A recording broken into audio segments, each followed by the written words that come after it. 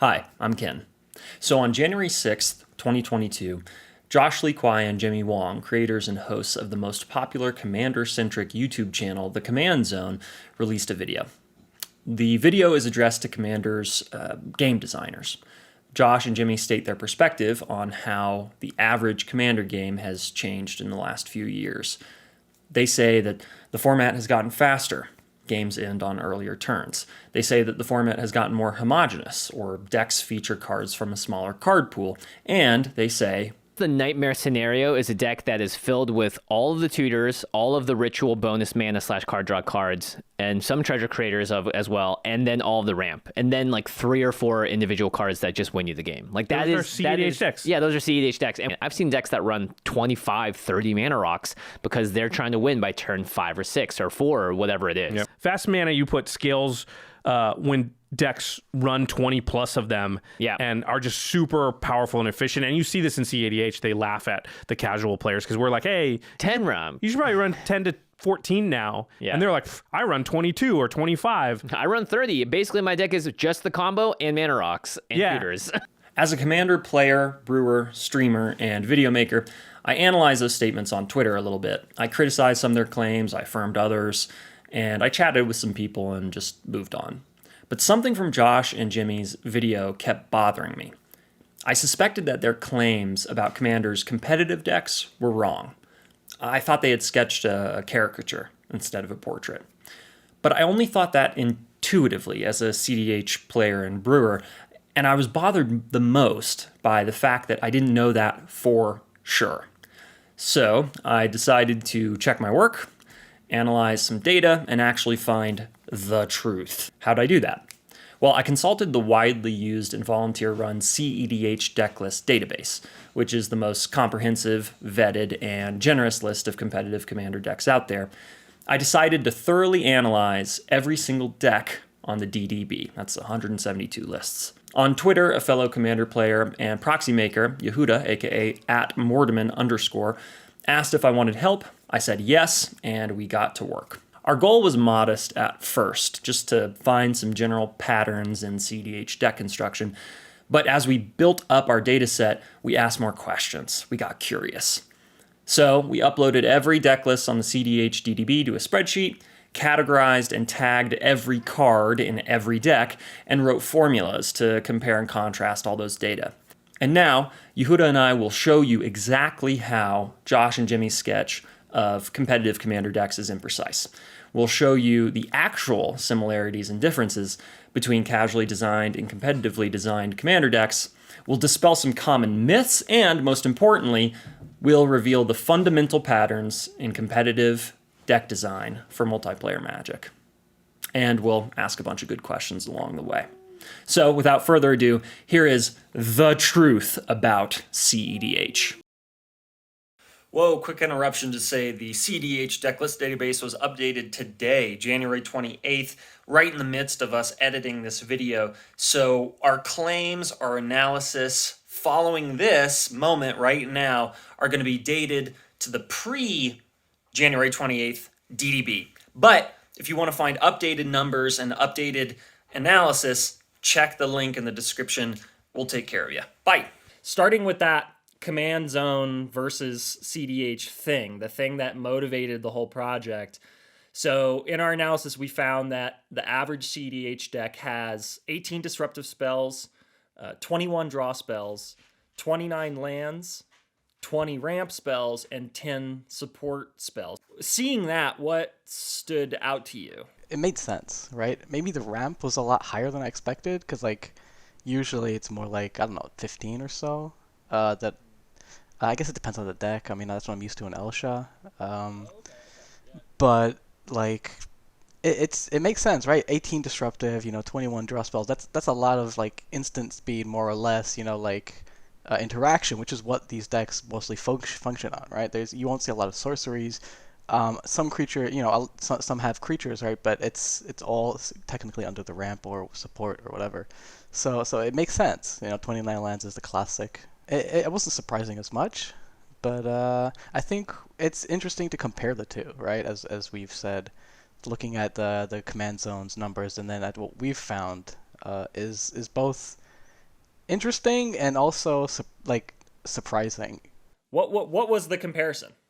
Competitively designed decks utilize 58% more ramp spells, where casual designed decks rely more on lands, which makes sense, looking at the differences in the deck building philosophy, if you will, right? It's a lot more like Kodama's Reaches and Cultivates, while in cEDH it's a lot more like artifact-based ramp or creature-based ramp or some small focus of enchantment-based ramp.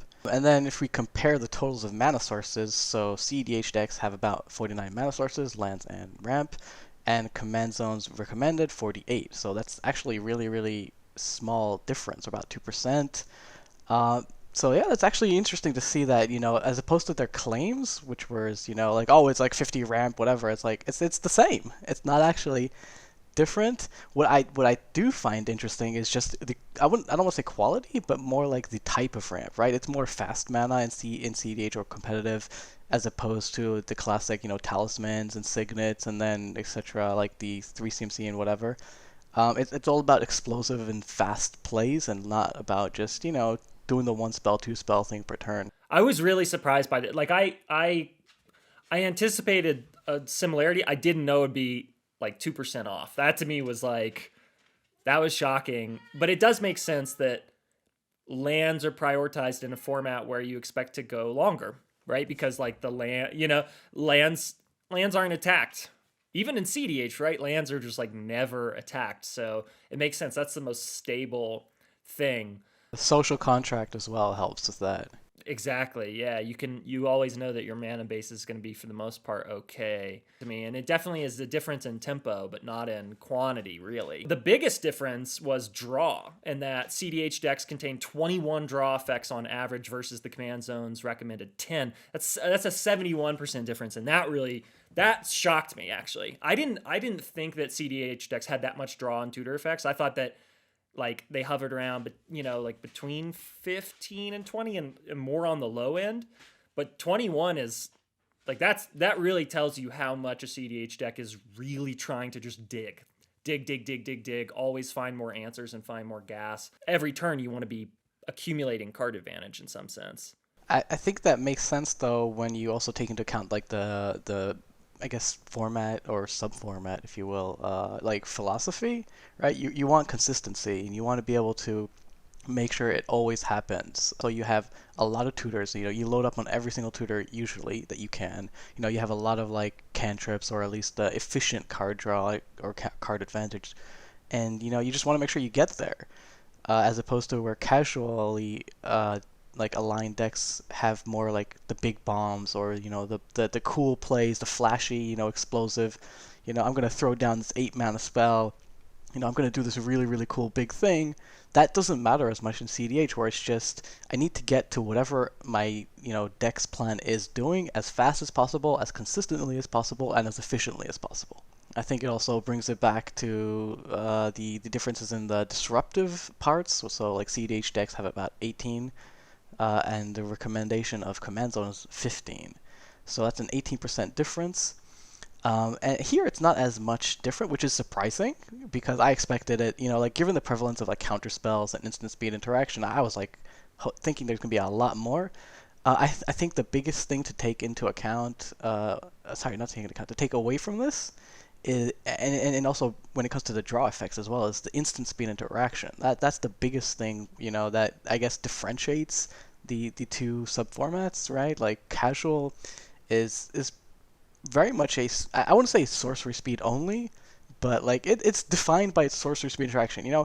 I do my thing, pass the turn. You do your thing, pass the turn.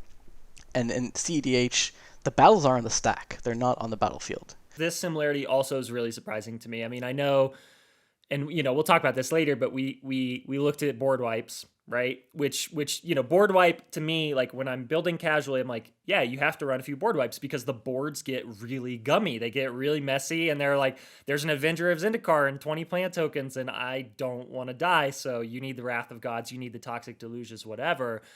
But when we looked at board wipes, there's a really underrepresentation of board wipes in cEDH, but such a similarity in the numbers. So that really tells me, like, I know Josh and Jimmy in the Command Zone have over the years recommended more single target removal spells, right? And being like, we need more, and you can cut down on board wipes a little bit. But that to me really shows, I think, the similarity between casual and competitive. It's like, it's really only about a difference of 3 cards. And then within that subset, there's maybe a little bit more of a distribution towards board wipes and casual, but not that much, right? Even in the Command Zone's recommended thing, they recommend like 2 or 3 board wipes at this point, not 5 from years ago. So it's like the difference is getting really small, I think, or as it stands right now, it seems like it's pretty small. Interestingly enough, I don't know if you've listened to the MTG Goldfish Commander Pod Clash. Recently, they did a thing about I think it was like interaction or whatever, and he actually doesn't like single targeted removal, and he actually advocates for board wipes more, and he just says like, why would I waste one spell on one creature when I can just wrath, and he advocates for just build a lot more wraths into your deck and just get rid of everything that's bothering, not just the one little thing. So it's just interesting to see, like, on one hand Command Zone are saying more single target, less wrath, than he's actually saying more wrath, less single target. Yeah, so even within casual philosophies, right, there's no one answer. When we dove into the data a bit more, we were looking at then card types, right? So not just card categories like ramp or whatever, but we wanted to see, like, is our suspicion correct, right? That there's more artifacts and that there are more instants, because those seem to be the card types that stand out. And we found that the average competitively designed deck has about 15 artifacts, 18 creatures, 7 enchantments, 21 instants, 11 sorceries, 1 planeswalker, which I think is really funny, and then 29 lands. So, I mean, I'm really bummed that we don't have these numbers for casual decks, like from EDH Rec, for example. I was digging for it, and we just don't have it. So EDH Rec, if y'all want to be less cagey about your data and share it with us, that'd be awesome. I'd appreciate it. But that 21 instance to me, and 15 artifacts, but really 21 instance, that stood out. That to me is like, okay, there's the tempo difference. Boom, you can like point to it right there, because I have never put 21 instance in any of my casual decks except like a Kenrith pump spell tribal deck, but that was a joke. Also, I mean, it's not really notable, but it's a big difference, right? We play 29 lands as opposed to like the 35 to like 38 that the Command Zone or other brewers in general in the content community they advocate for, right? And I mean, joking aside on Krim never drawing lands, you know what I mean? Like, if your deck is designed to just get that explosive start turn 1, 2, 3, you don't need that many lands, right? You only need the 1 or 2 or 3, and then just a lot of artifacts, as we see here as well. 15 artifacts is, I guess it's not a huge amount, but it's quite high. And especially like the fast mana, or in this case also the creatures, like they're usually mana dorks, right? Like, unless they're hate bears, they're usually mana dorks. So, I mean, that's a lot of ramp, right? It designs to make sure that in the first 2-3 turns, either you're winning or you're ramping to the point where you can win. And I think that's the main, interesting thing to see here, right? The difference in the focus as opposed to just the difference in the numbers specifically. This also showed to me like that tempo difference again with instance. It showed like, okay, not only are you really wanting to spend the first 2 turns setting up, and then, turn 3 and beyond, you're going for it, hopefully, unless you're like a stacks deck that really wants to slow everything down. But also that you are prepared from turn 1 to mess with other people, to in other words, to affect the game, like for meaningfully for others, right out of the gate. It's not like turn 1 land, turn 2 land, turn 3 ramp, turn 4 start doing stuff. But really, it's like if you, at least that's what's been really gratifying about playing competitively to me, is like you shuffle up, you draw, as soon as the game starts, everything, you can affect it, right? You generally have something to do that can disrupt others. So it's not like there's that waiting period. It's just sort of like, boom, everything matters, and now you can... 0 to 100 in 2 seconds. Exactly. Like that, Exactly. Now let's talk about card pool, because I think that was also really interesting and kind of surprising for both of us, and it seems really important. So what is that first picture of the card pool? The database that we've looked at, the DDB, has about 1,564 cards total, distributed around 172 decks. That's, quote unquote, this also includes the Brewer's Corner, not just the main list, so it's important to note. And so looking at that, that's about 7% of the cards legal in the entire format of EDH, which is more or less the same as Modern, which is about 7% of legal cards are played. And interestingly enough, the vintage card pool of 395 cards is about 1.7% of all legal cards in the format. On one hand, especially in the recent discourse where everyone's just like saying like, oh, all the vintage players, they just want to come to EDH, and just like pub stomp, whatever, play competitively. Like, you know what? There's a lot more freedom. Maybe that's why they're coming, not just because of that. Like instead of playing only 1.7% of the cards, you get to play 7%. It's a very small number, right? So people like claim that like the format's more or less the same, but you know what? It's to be expected, right? Like at the end of the day, even in standard and stuff, like you don't see most of the deck, like the set being played, right? There's only like the 5-6 really good cards that like get added to the already like competitive decks, so it makes sense, right? It's not anything surprising per se. That Modern comparison was really helpful for me because I'm like, I hear people, at least recently, have been really praiseful of where Modern's at, sort of like where the meta is, and being like, oh, it's a good format right now. Like it's not dominated by any one archetype. There are lots of decks you can play. Rogue decks still have a chance, blah, blah, blah.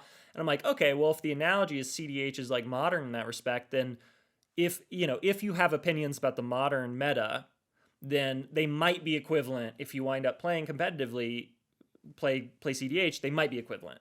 Right? It might be sort of like a similar vibe of like, well, yeah, like there are the fringe decks, but they can still compete, and this is kind of the pool available.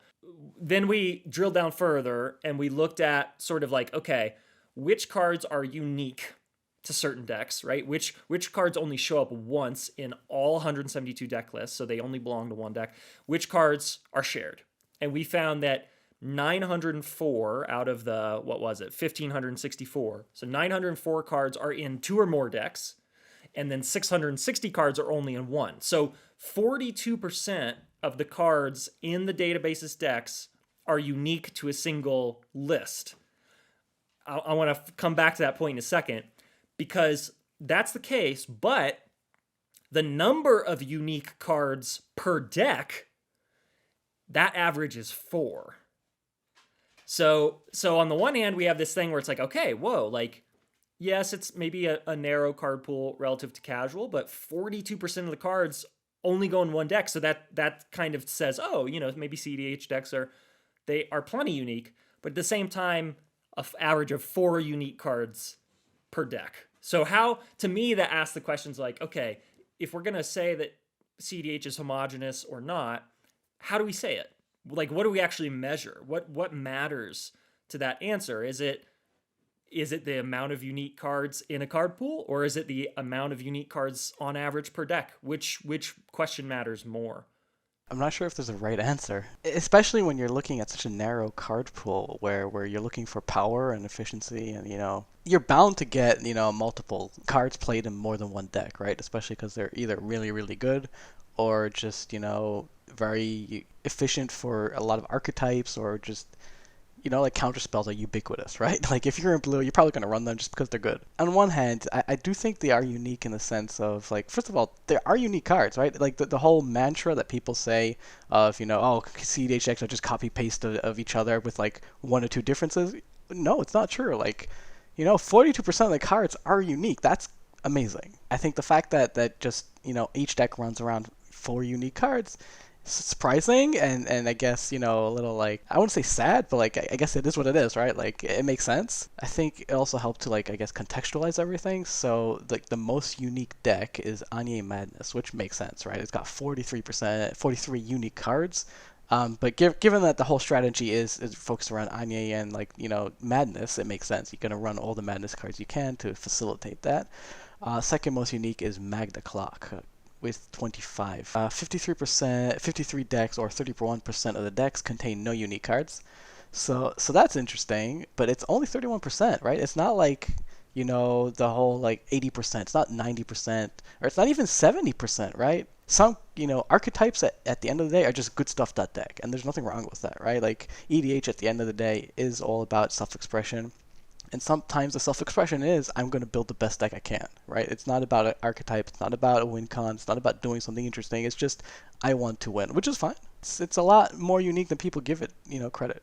Just like Anya stands out in a couple other respects that we'll see later, but I've played against that deck. I've lost against it. It's cool. It's interesting. I think, you don't see fiery temper or whatever in your mind when you think competitive commander. That's not like the top card or big game hunter or whatever, like all those madness cards are. But the deck is really unique because the commander just lets you, boom, just filter through your deck incredibly fast, fill up your graveyard. Magda clock combo, it runs all these one-cost dwarfs that like have nothing going on for them. They just need to tap and attack. That's it. And yet those decks, again, they're in the database for a reason. They are competitively viable. You can sit down with those decks with 43 unique cards or 25 unique cards, and you've got a good shot at affecting the game meaningfully and at winning.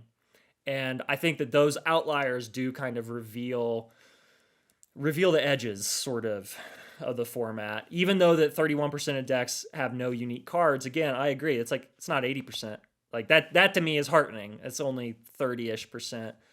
Something else we found is that 142 decks, which is 83% of the decks total in the database, they contain distributions of card types, which instant, artifact, enchantment, etc., and card categories, ramp, draw, etc., that veer at least 50% from the average amounts. So that 83% of the decks are not average, right? They veer really meaningfully from the averages. So again, it really complicates to me that question of like, are these things homogenous or are they not?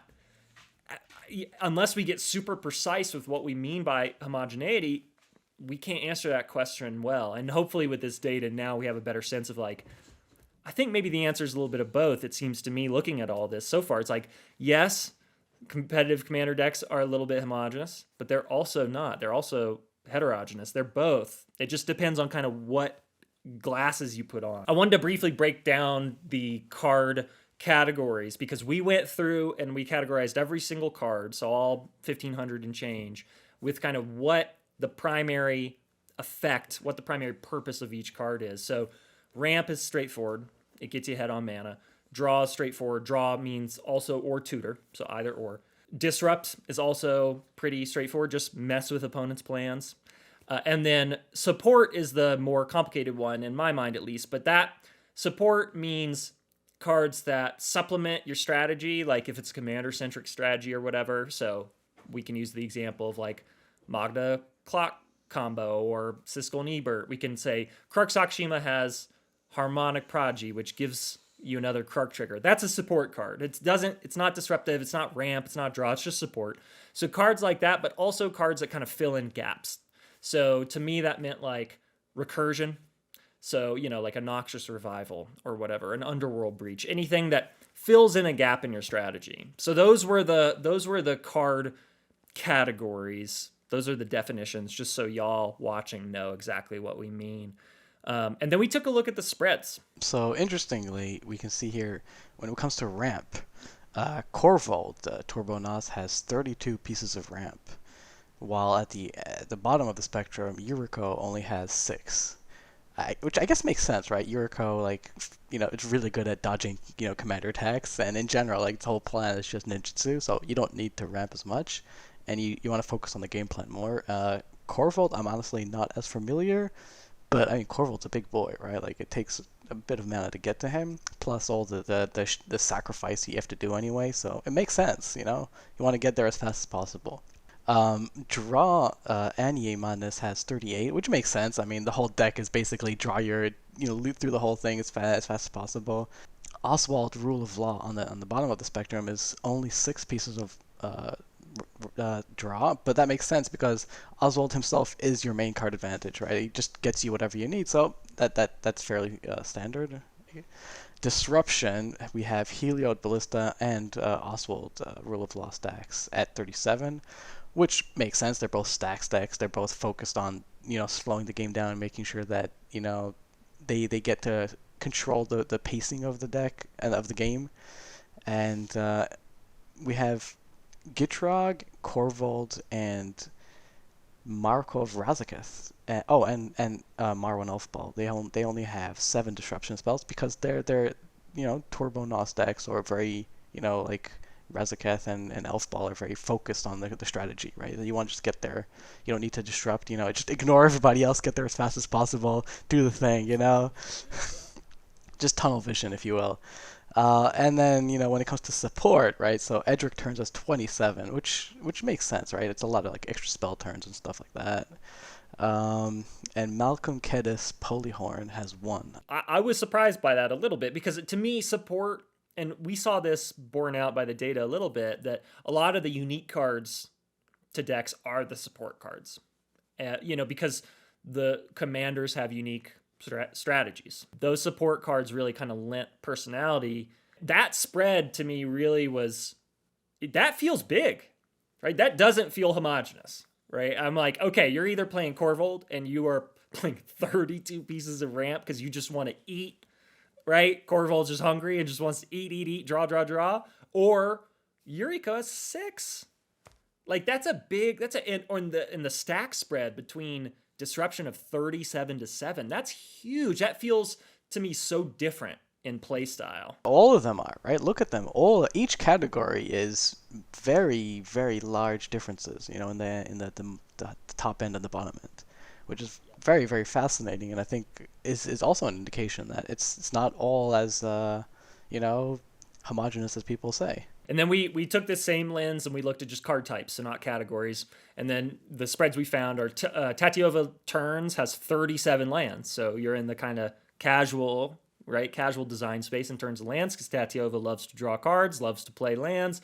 The cEDH deck with the least lands is Anya Madness at 23, which is like scary to me. But artifacts, we saw KCI Teshar, which is just basically an artifact combo deck. They got 52.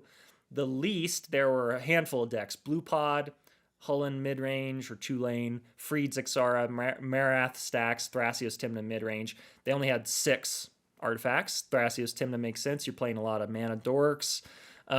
Creatures, also a big spread. Winota has 49. I mean, it makes sense, right? Yeah, you just want to get Winota triggers and get free value off it. Kenrith, Oath of Druids, has no creatures. And I think the way that build works is it just plays Oath of Druids and dumps its entire deck into the graveyard because it has no creatures. So the Oath trigger goes off and you just go boop. But so that's again, pretty night or day. Enchantments, you've got Sithis, the Enchantress deck. Enchanted Harvest has 31. KCI Teshar has 1. Instance, Cody Turbo Nas, which is like a very fast, very consistent, pretty linear deck. That had 40 instance. And the idea with that deck is you play Cody and then you play a 1-drop spell after triggering Cody. And then you're able to find Profane Tutor, which finds you ad nauseum, and then you can, do the thing. But yeah, so you really need a high density of those 1-drops.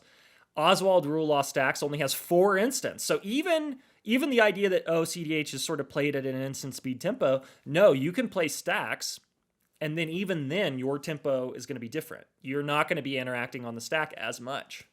I will say, though, that I think specifically with Oswald, right? Like, just because you don't have instants doesn't mean you can't interact at instant speed. You can still activate your artifacts. You can still activate whatever creatures you have. You can still activate Oswald, right?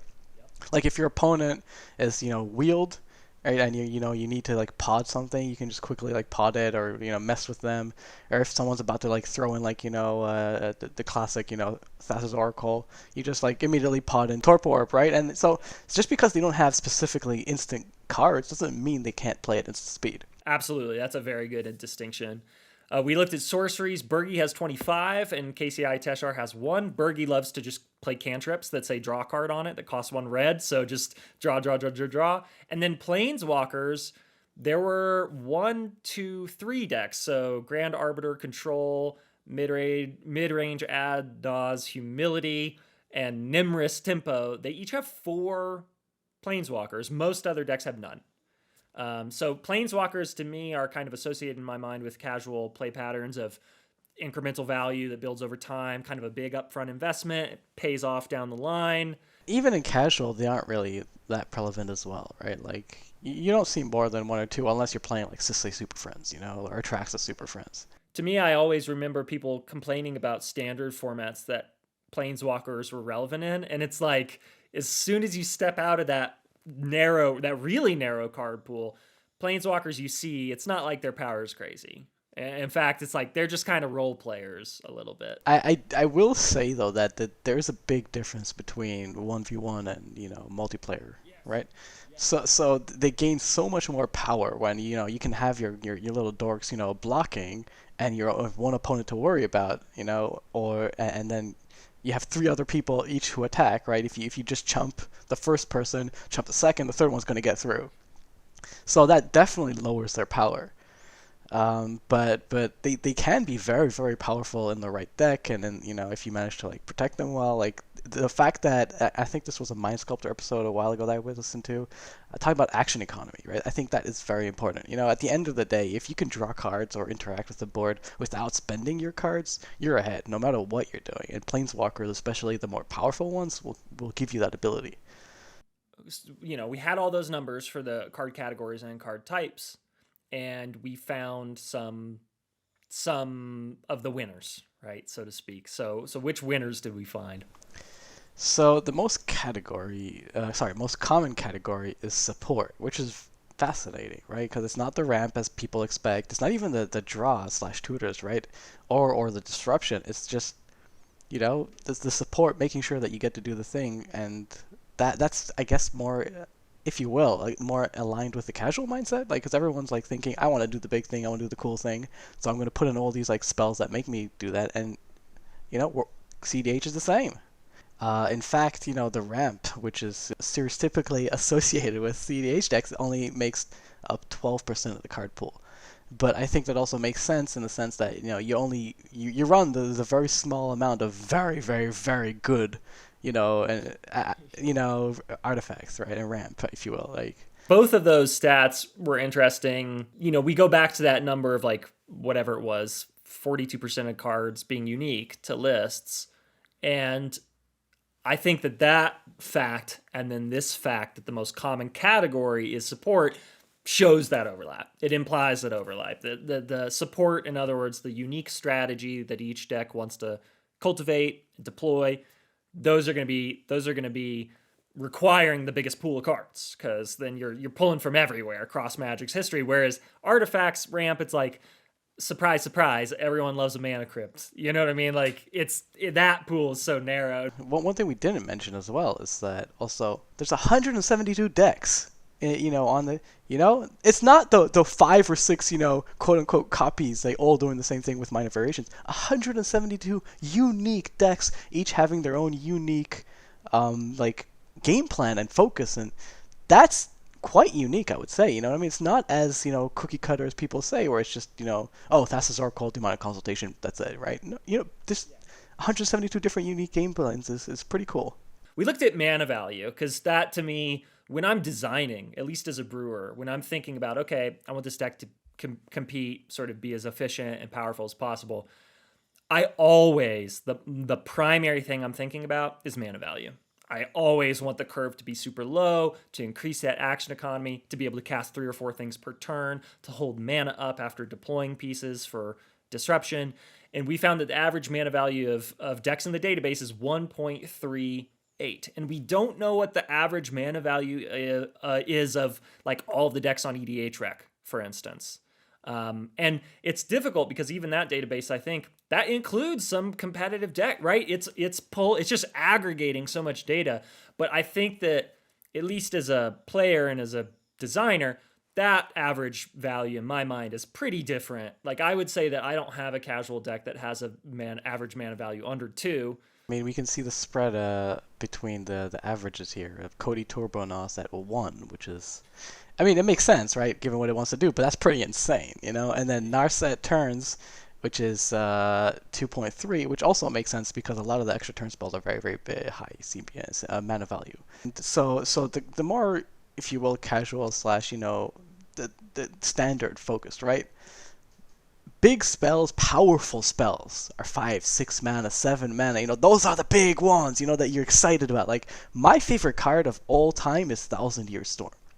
That card makes me happy. That's a 6 mana do nothing card, and you play that on a turn 6 or whatever, and you hope to God that you don't die the next turn because, and just looking at this, right, as I've started playing more, grown in the game, and just discovered EDH, and then after that discovered cEDH, like it's a little mind-blowing to me, the fact that cEDH is like, you want the lower mana cost, you know what I mean? You want the quote-unquote weaker cards, which is not true. And I find that fascinating on that, just a design philosophy, right? You can legitimately like have a deck at 1 mana value, and it's incredibly powerful and consistent. Yeah, that difference is it's huge. I mean, it's huge. Like, Cody wants to play Void Snare in order to start its winning turn. You know what I mean? Like, and that's a 1-drop sorcery. And it's like, yeah, in Standard, I remember my only Standard deck was also Ixalan era. And it was just the dinosaur. It was like a Naya dinosaur deck with Regisaur Alpha, and just wanted to get out a big Galta and attack for a bunch. It was aggro. And I was like, Galta's a 12-drop.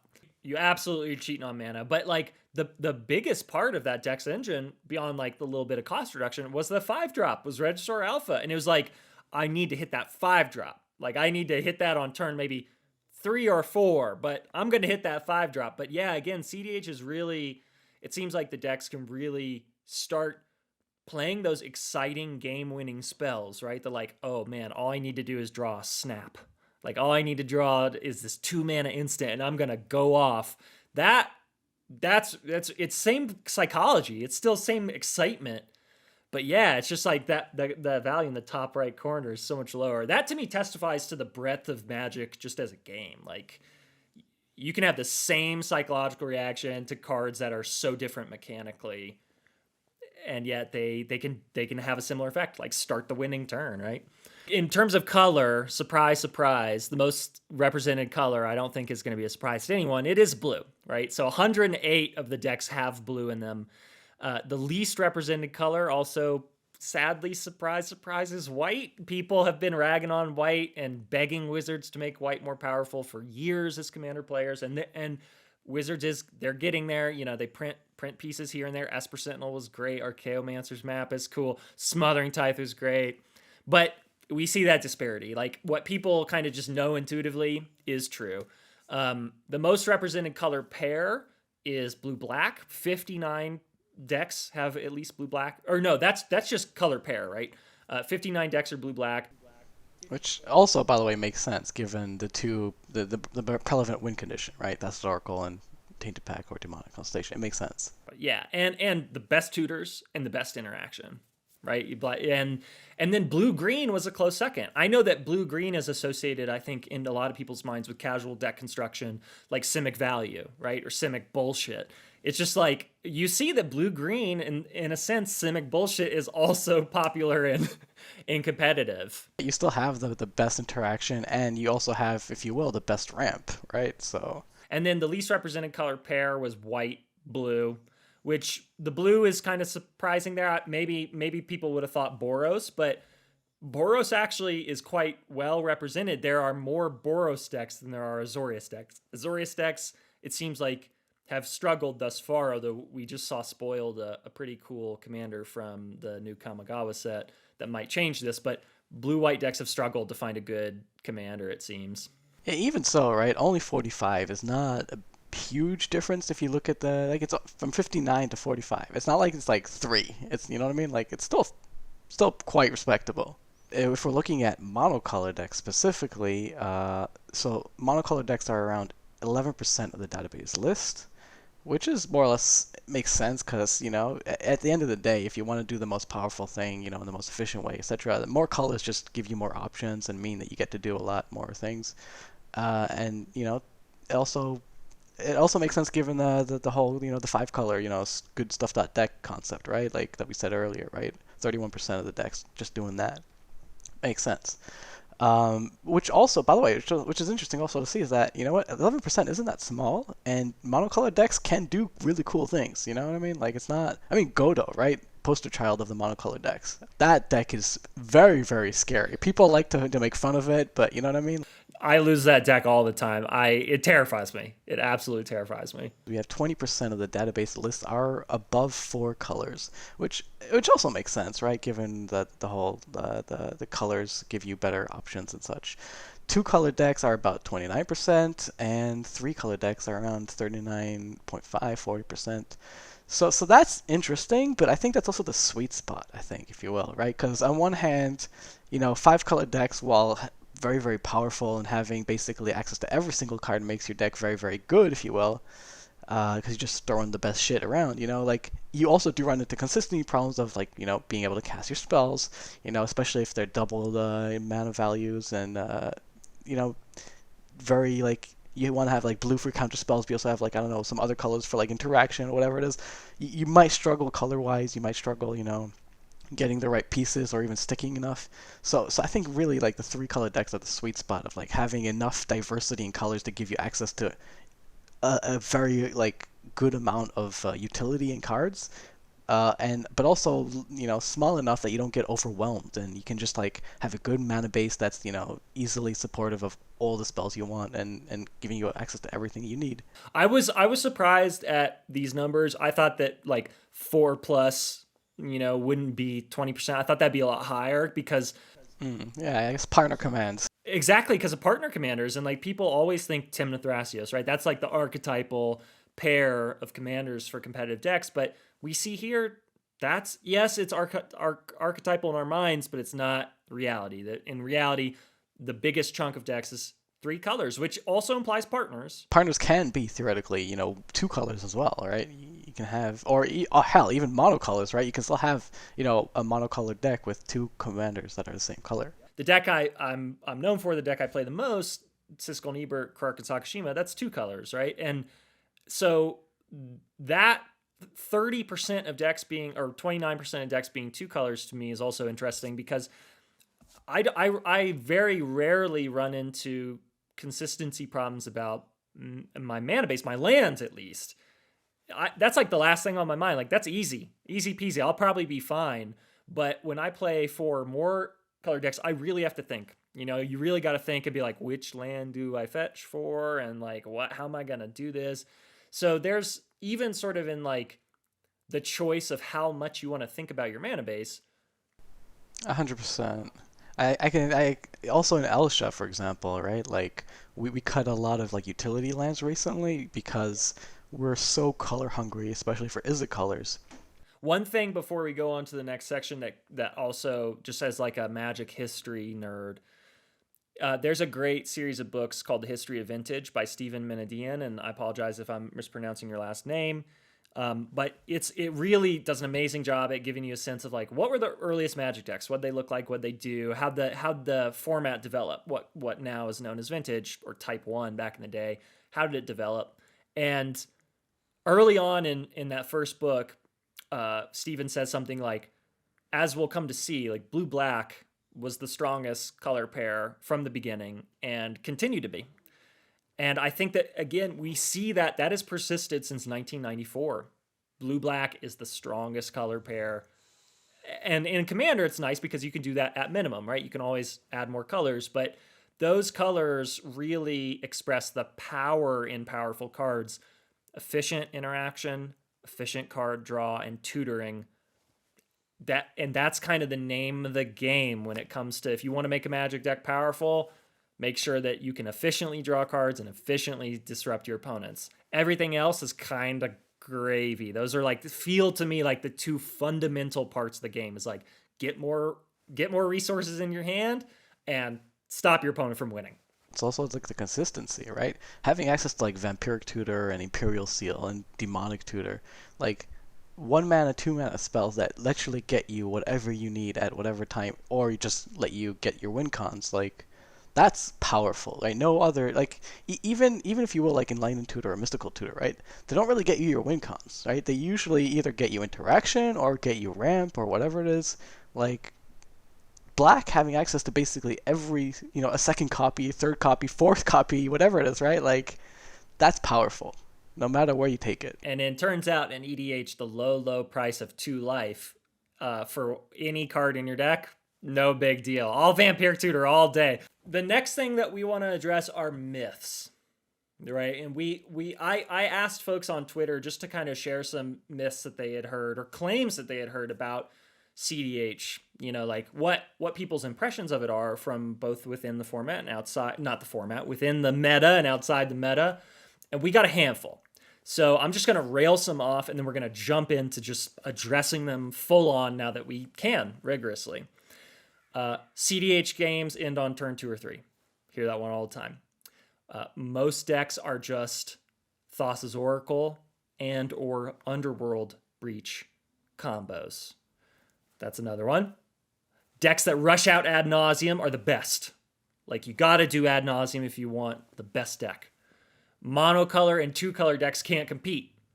That we already kind of saw that's not true. And then 2 more. Every deck's trying to combo out as soon as possible, right? That's like the name of the game. It's just boom, win ASAP. And then kind of a corollary is the greed, the perceived greed of decks. And I think we use this word euphemistically, right, to say you're not being responsible. You're just trying to win. You're not trying to interact meaningfully. And so I hear all the time, decks are so greedy, mana bases have no basics, right? Because people just want the best lands that can tap for everything, and no one runs board wipes because, again, people don't care. They don't care about 4 or 5 for ones. They just want to get rid of the problem surgically and win. So those are some myths. We'll start with the kind of, I'd say like the poster child of cEDH problem. The total boogeyman is Thassa's Oracle. Okay, so Thassa's Oracle is in 33% of decks on the database. 33%, not 100, not 80, not 50, 33. More interestingly to me, at least, it's in 54% of decks that feature blue. So it's only in a little bit more than half of the decks that can play it. To me, this demonstrates, like, boom, that myth is a myth. Like, cEDH decks are not all Thassa's Oracle combo decks. Boom. Done.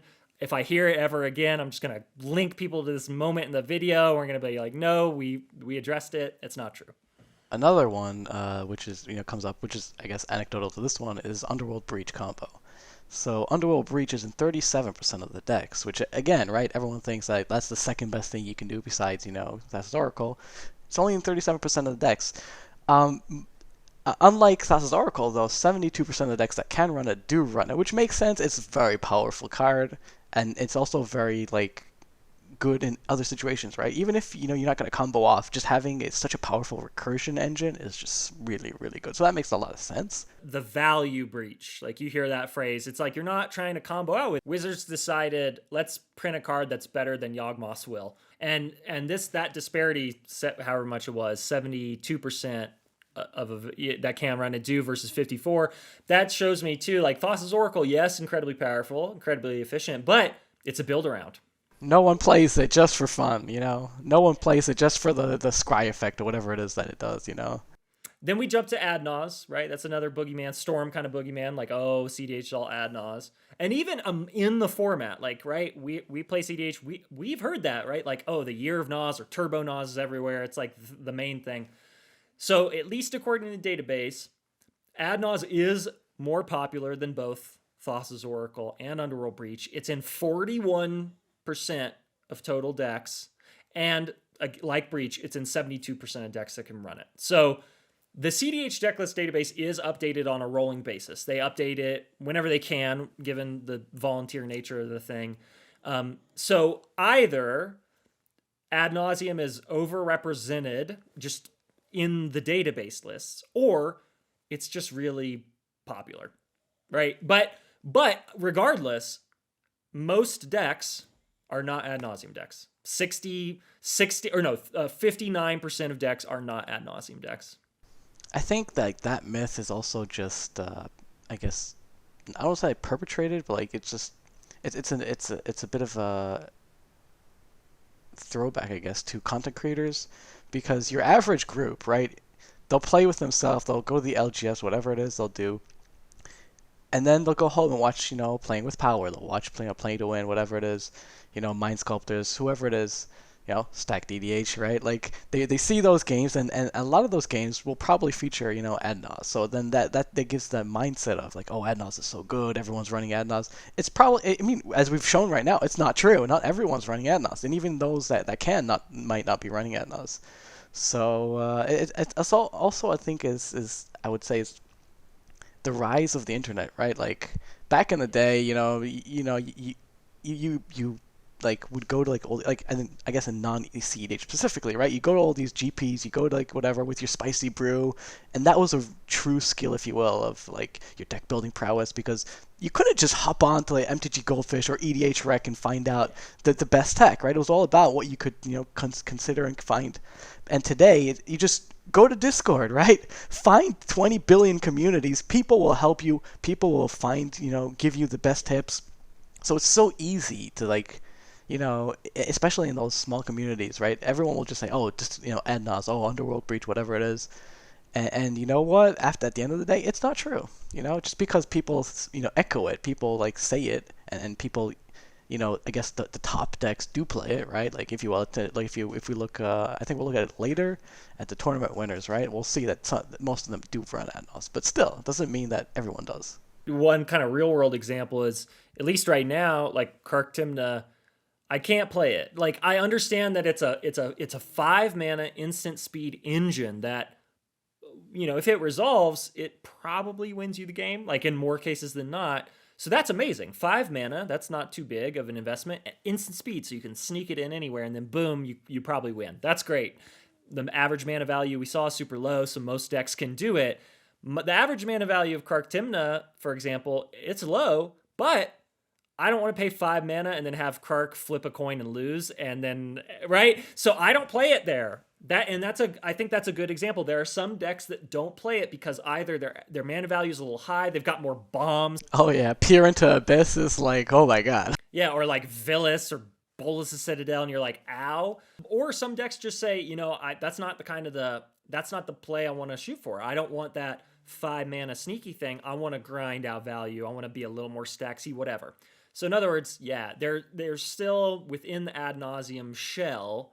There are still different strategies, and then the ad nauseum shell is not the end-all be-all. But the next stat that you've got, I was really surprised by. So the most popular build-around card is actually Tainted Pact, which is fascinating, given that it's one of the forbidden tutors. And it's very interesting that in order to use it to its maximum potential, especially in those 2-card combos, is you have to have no more than one of each card, which includes your lands and especially basics, right? So how many mana bases actually do fit that bill? How many decks can actually run Tainted Pact to its maximum potential? And that's 82% decks, which is very, very high. On the flip side, right, only 47% of decks that can run it do run it. So it's not, despite the fact that, if you can run it, you're probably gonna, change your, warp your mana base, I guess, if you will. It's not that played. Also, I will say the nature of Singleton and EDH is also makes it easy. At the end of the day, the only thing you have to think about is basics, right? Like, and especially we can also quote unquote cheat with the snow basics and then the regular basics. You technically have 2 of each. It's not that. I would say while it seems fascinating on the 82% is very, very high. I don't think it actually is that high. Like I mean it is high, but not. It's not meaningful, if you will, right? And to me, it just shows like, okay, what is that effect ultimately, right? It is find the card you need at instant speed for 2 mana.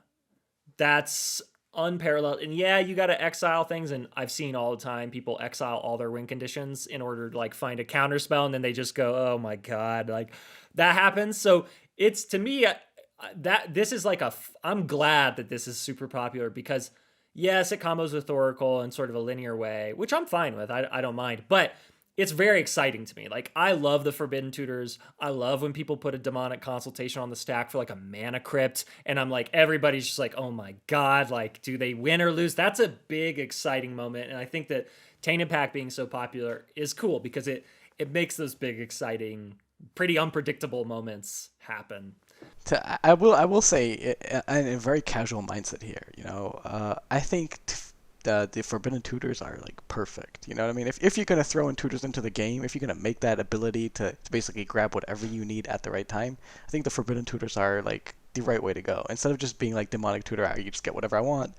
Being, having a real, risk and not just a 2 life, is so cool. Especially when you have those like exciting moments and you'd be like looking through it, or exiling the top 6 and be like, oh shit, that's exactly what I needed. You know what I mean? Like that's cool. We jump to creatures, and I think probably pretty unsurprisingly, at least unsurprisingly for the old fogies and farts like me, is that Birds of Paradise is the most popular creature. It's in 50% of the decks, period. So 50% of the decks at least run green, and they want that mana fixing on turn 1, turn 2, etc. I think unsurprisingly to anybody who has been playing Commander for the last however many years, Dockside is the second most popular creature, but it is much more proportionally popular. So 50% of the decks, right, that can run birds run it. Dockside is in 94% of the decks that are running red. So almost every deck, if you're in red, you're running Dockside. To be honest, I am shocked that that's not 100%. Like, I don't know what deck would be worse with Dockside Extortionist, unless it's like a stacks deck that just really, really wants to hate on artifacts. But even then, you could still play Dockside early and then play all your stacks effects. Like, to me, that number is surprising, and it also tells me, like, even more what I already knew, that Dockside's a mistake. That's a mistake. I mean, my sense is, like, if there's a card that basically you are shocked that isn't included in 100% of the decks that can run it, that to me signs like that's not a great design as a new card. It makes sense for the old cards like Mana Crypt, sure, like that was in the Wild West. Richard Garfield was firing off pistols into the air, woohoo, everybody was doing whatever they wanted. But now, like, Wizards designers, more sophisticated, the fact that they make that card, that's an oops. And they know, I think, okay, we avoid that. We're gonna change it up a little bit in the future. But that's a good signal, I think. Let's talk about board wipes, though. We talked about that earlier. So what do we find? So, I mean, unsurprisingly, I would say, right, Cyclonic Rift is the most consistent, effective one, which is it's just the best, if you will, and it's in 41% of total decks, which is frankly surprising, because, I mean, given how high the blue is in the format, right, like, you probably should be running it, but I guess 7 mana is still quite a bit, so makes sense. But anyway, 65% of blue decks do run it, and Toxic Deluge, which is another powerful one and also very efficient, only 8% of decks, and in 15% of decks that can run it. And then last but not least, Fire Covenant is in 3% of decks and 10% of those that can run it. So I guess these three are like the most iconic board wipes, just because either they're instant speed or they're just so efficient. Even Wrath of God, whatever, like you don't see it because it's at 4 mana. It's just a little too slow, This number, to me, I think the myth is a little like it's a little bit true. It's not completely true. It's a little bit true. Like if 65% of the decks that can run Rift do, that means 35% don't. That, like, you know what I mean? And so almost a third of the decks say like, no thanks. That's kind of, I think that's kind of telling about deck design and what brewers are thinking of. They're not thinking like, oh, I'll need this board wipe because board presence is important and I don't want to lose. 30% of folks are being like, no, I'm not worried about it. I think it's a symptom of the philosophy, if you will, where people are just, it's not that you ignore people, but it's more like that you only interact with the big game ending threats, right? At the end of the day, you wanna mess with the game plan, not like the little pieces that like no one's gonna counter. Like I guess turn 1 Soul Ring or turn 1 Mana Crypt. Yes, because that gives a huge bonus, but like at the end of the day, no one's going to counter your Arcane Signet, right? No one's going to mess around with your Llanowar Elves. It's pointless. So and I think that lends itself to the mindset of so they cast a 3-4 mana dorks. Who cares? You know what I mean? At the end of the day, you're going to counter the Adnos. You're going to counter Thassa's Oracle, Taint Pack, whatever. And I think that leeches into when you come to like the board wipe phase where who cares? It doesn't matter, right? I'm going to probably win anyway, right? So or attempt to win. And I think that interestingly enough, especially with like stacks quote unquote on the rise, I think people will soon bring in more.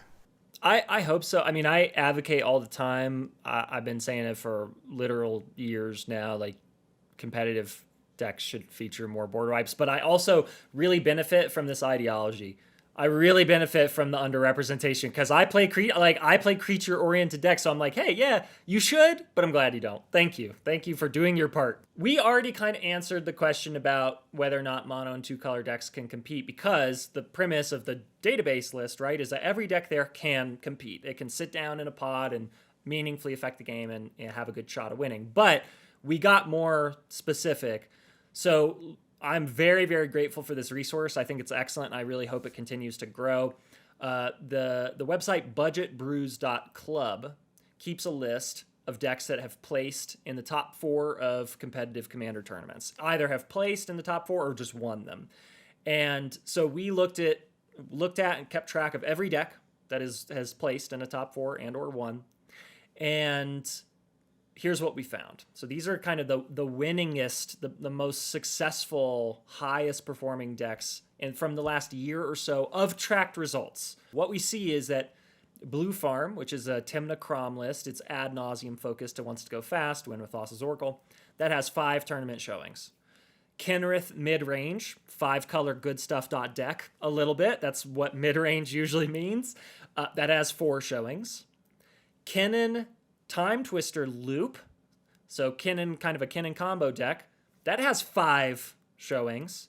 Najeela has 4 showings. Najeela is another 5-color good stuff soup with some Najeela specific support.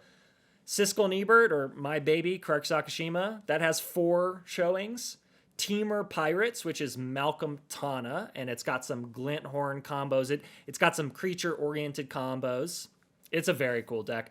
That's done really well lately. That has 3 tournament showings.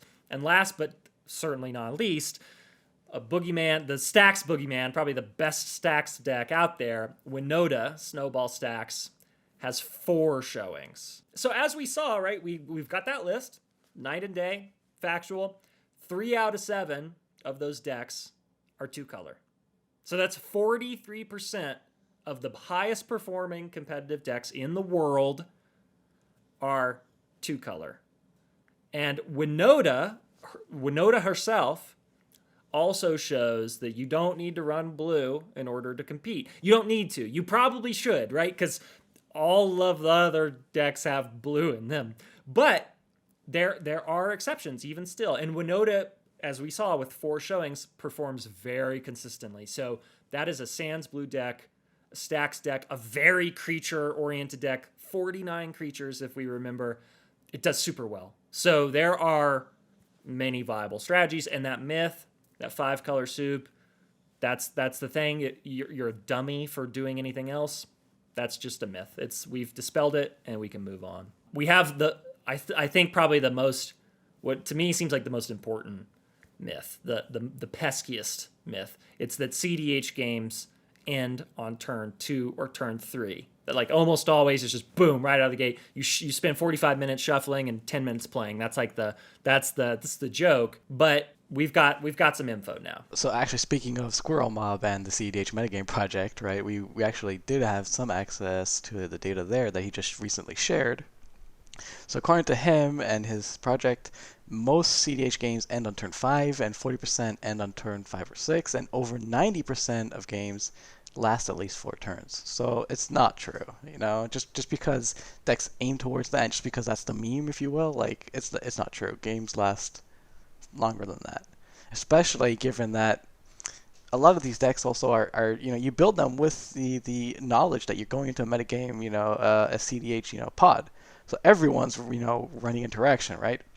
Just because one person is going off at turn 3, it means everybody else stops them, and then, you know what I mean? Then the game just drags on anyway. So this was super, super compelling, and I really look forward to James updating his survey as time goes on. CEDH is not a turn 2 or turn 3 format.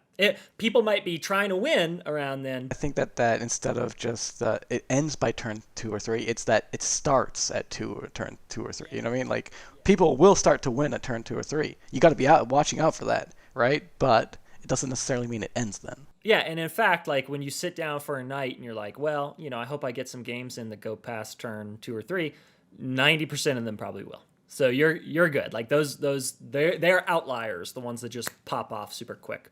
And I think that that's very useful to compare to Josh and Jimmy's claim too. It very much feels like Commander games are ending earlier. They used to go maybe 10, 11 turns back when we first started this podcast, maybe 12. 12, yeah. Yeah, and now we rarely see that. Often we're in turn 8 or 7 when games are ending now. And that's a pretty drastic change. That, you're right, they're making that claim. We know that most competitive games now end on turn 5.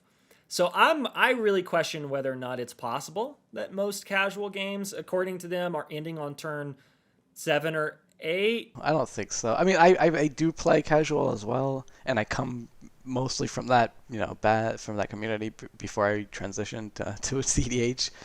And games, I mean, I guess it depends on who you play with and where you play, but in general, like, especially on, like, Play EDH and such, like 10, 11, 12, like, is the norm. Especially because people want to do that, right? People want to set up, have fun, and also want to watch everyone else pop off, and, you know what I mean? Like, it's part of the social thing. So this is, I mean, this, to me, there are a couple potential explanations for Josh and Jimmy's claim. One is that it's an exaggeration, right? It's kind of like the feeling is there first and then boom, they exaggerate.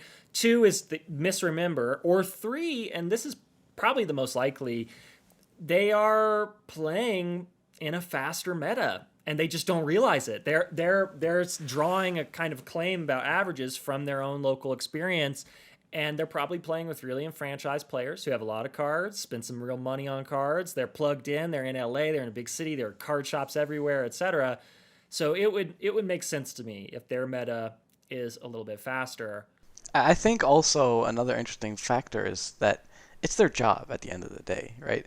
They play Magic for a living, so they probably play hundreds of games per month, Even if it's off camera, they play so much that they already have a very well-defined, meta, and they'll know more or less when, people, when the heat is on, right?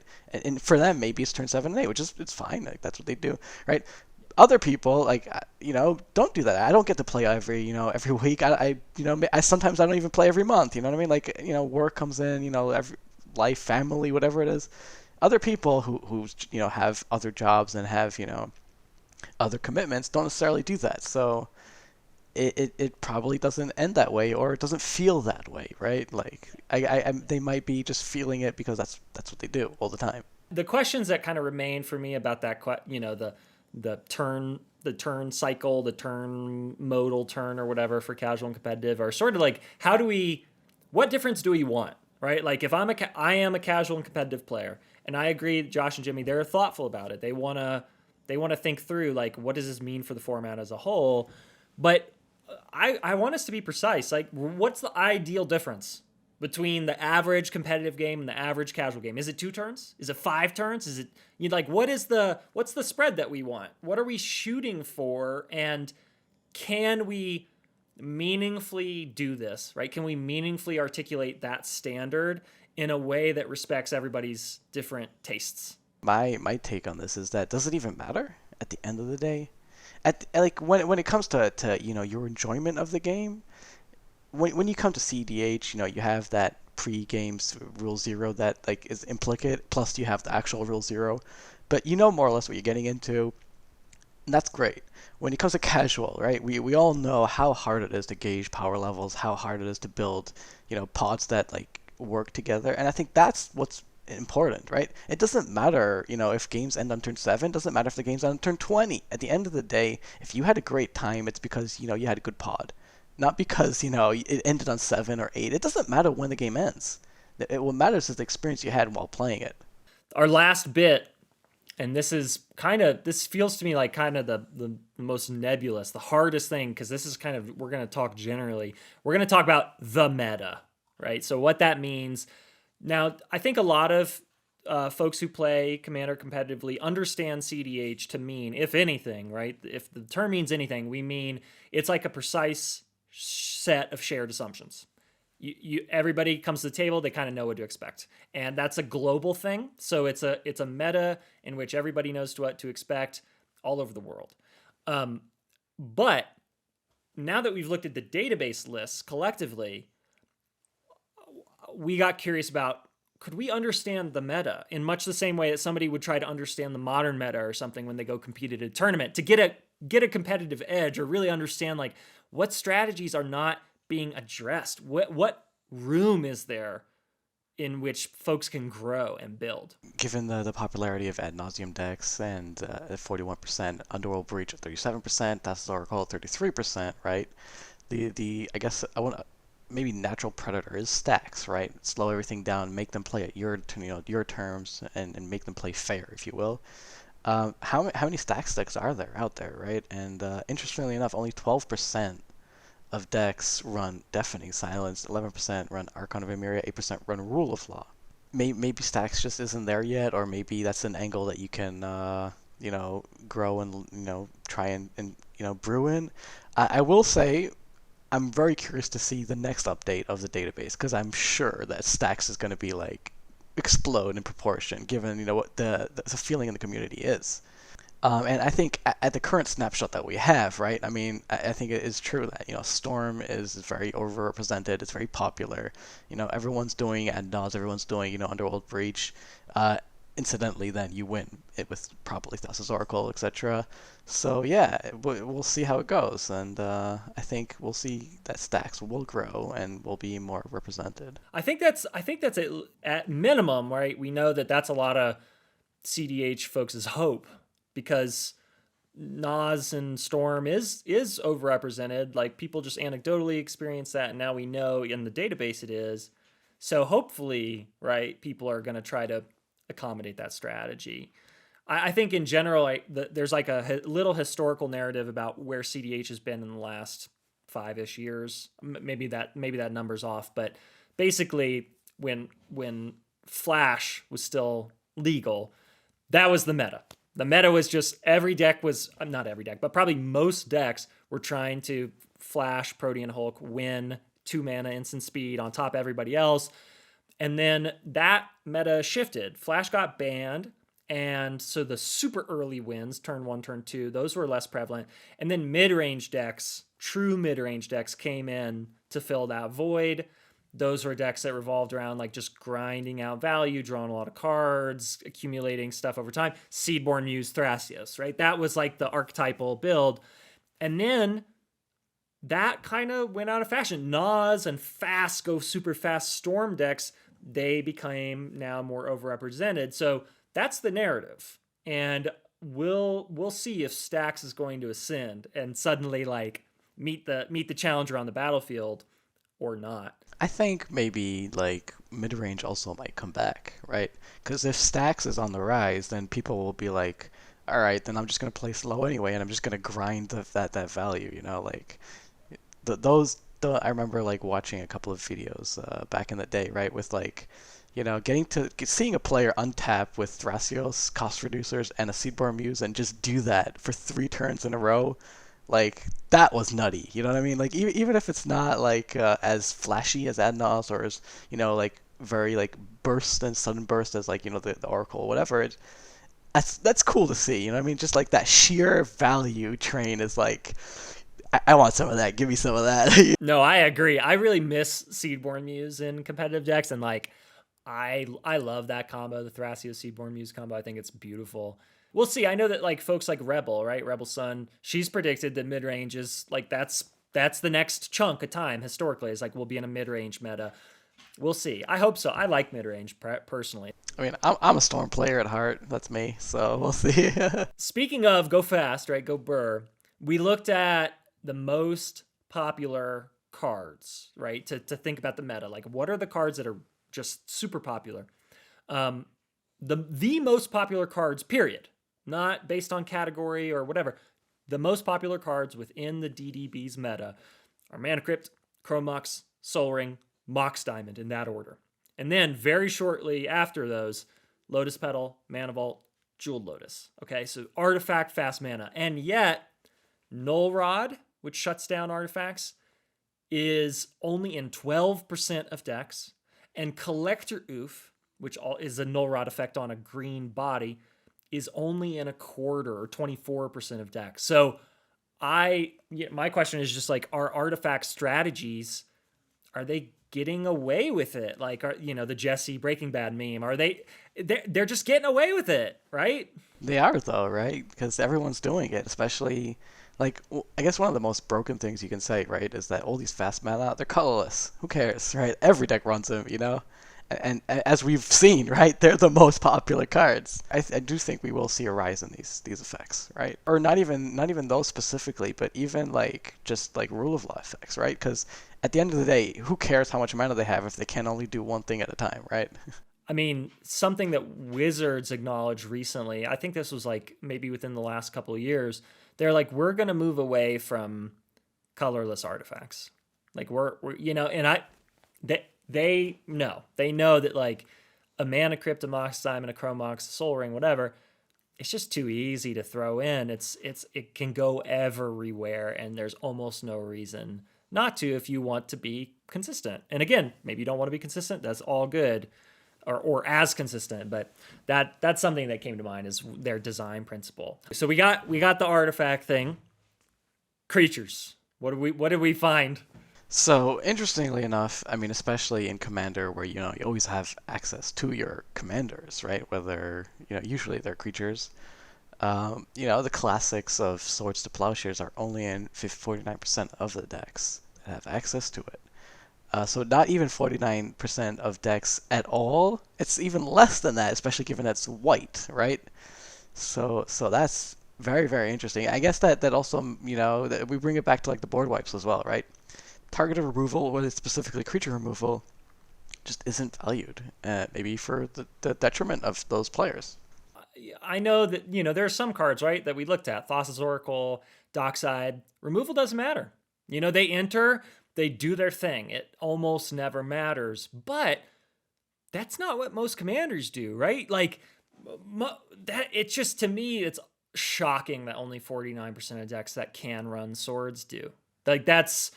That to me feels like such a mistaken understanding of the cards that impact the game. Creatures still matter. We saw, right, the average creatures per deck was 19 or something. 18. That's a lot, and removal presumably could disrupt quite a bit of that. So I think artifacts and creatures are under attacked. I think also specifically with swords, the exile clause is so important. Because theoretically, right, you kill something and then they find a way to recur it, right? Swords will make sure that never happens again. So those are kind of the strategies that we thought that really stood out. I want to return to that question of homogeneity to kind of put a bow on everything. So Adam Staley, the Alaskan person who started the format, and then Sheldon et al. They ran with it and expanded it and formalized it and whatever. But Adam Staley and his buddies, they started playing Commander because they wanted to play with cards that they didn't find in the LGS's tournaments. They just wanted to play with cards that couldn't make the cut, right? That they liked, pet cards. So EDH was designed to have a diverse card pool. That's in the format's DNA. So when we look at competitively designed Commander decks that perform well in tournaments, so the tippy top, right? Maybe one could say, I'm not saying it, but one could say these are the least commander decks because they're competing in tournaments and blah, blah, blah. How do they look homogenous? And so what we found among the tournament competitors, tournament winners, etc., so 24% of the lists in the DDB, in the database, have top forward at least one tournament. And again, that's in the Budget Brews list, which will expand over time. But so a quarter of the decks have placed. And again, we said earlier on, we described that that list of decks as being not homogeneous. I don't think we can fairly say it's homogeneous. So a quarter of the not homogeneous list has placed in a tournament. So that to me is one fact to keep in mind. Another interesting fact is that the average amount of unique cards in tournament-winning decks is 5. So even in those, like, quote-unquote least commandery decks, there's still a pretty large amount of, like, unique cards, right? It's not just old cookie cutter of the same thing with, like, a little change. And in non-tournament winning decks, it's 3, which is also interesting because, like, you'd think that the more unique cards, the less they'd win, but it's actually not true, right? Which is funny. To go back to numbers here, it means that winning decks, while only 5% unique relative to other competitive decks, are still 50% more unique than the non-winning decks.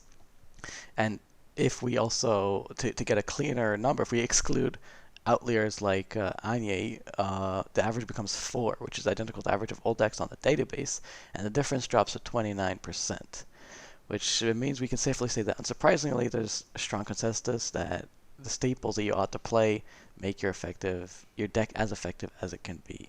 That lesson is surprising to me, that it's the reverse, that tournament winning decks are a little bit more unique, right? Or 50% more unique than non-tournament winning decks on average. And even if you take Anya out, which, that skews everything a little bit, it goes 1-to-1. It's 4 average unique cards in non-tournament winners or non-tournament placers versus tournament placers. So it's that to me says something important about that fundamental premise of the format, that it's about playing unique cards that don't do well in tournaments or don't need to do well in tournaments. And we see that even in cEDH, where people do want to build decks that can do well in tournaments, that uniqueness, or that finding cards that nobody else will play in that LGS, in that scene, in that giant global meta, that those cards still meaningfully make the deck do the thing. So I think that uniqueness I think that we can't strip it away from, at least that's right. To me, I don't think one can truly, in a singleton format like this with this huge card pool, and given all that we've seen data-wise, it doesn't seem like we can say that cEDH or competitive Commander's homogeneous. You just can't take it out of the DNA. It's in the DNA. It's not going anywhere. With the caveat that, yes, there are certain staples, right? Like, at the end of the day, given also the smaller card pool and the nature of the efficiency and, that you're looking for, there are staples, but it's not just staples, right? There are unique cards, there are unique decks, there are unique, concepts, and it's it makes me happy to see that, it's not just what people make it out to be. Exactly. I agree. Now, we're not data analysts and we're not experts in data visualization, clearly. I'm not. So we're opening up our data set to you. The link to our spreadsheet is in the description below. Open it up, make a copy, and go to town. What patterns can you find, right? What questions do those patterns reveal? What questions do they hide? And what's missing from our analysis? We invite the folks at the cEDH Decklist database to work with us. Let's keep this spreadsheet relevant as y'all continue to update the database and rigorously track how the meta has changed. We invite James, aka Squirrel Mob, to work with us. Let's figure out how to synthesize our data about how competitive decks do in practice. We invite Harry and John at Moxfield to work with us, right? Let's automate processes and share more and better data about proven deck building strategies with your users. And anybody else who's curious, anybody else who wants to lend a hand, get in touch. Now, hopefully, we'll have an easier time dispelling the myths and showcasing the truths about competitive Commander. I think we can and should affirm the creativity and wisdom that makes the competitive EDH scene so much damn fun. Thanks for watching.